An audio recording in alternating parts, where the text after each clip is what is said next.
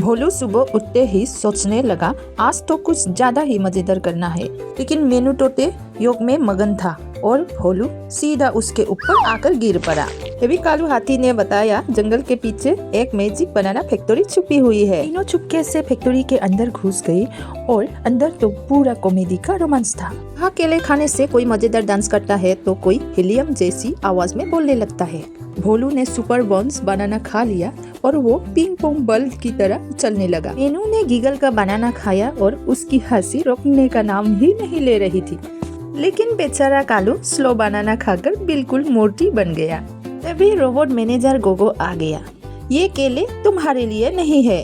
फिर शुरू हुई सबसे मजेदार दौर, कभी स्लो मोशन कभी फास्ट मोशन, सब कुछ। आखिरकार गोगो ने उन्हें दोस्ती वाला बनाना पैक दे दिया और तीनों हंसी मस्ती और केले के साथ खुशी खुशी जंगल वापस लौट गए।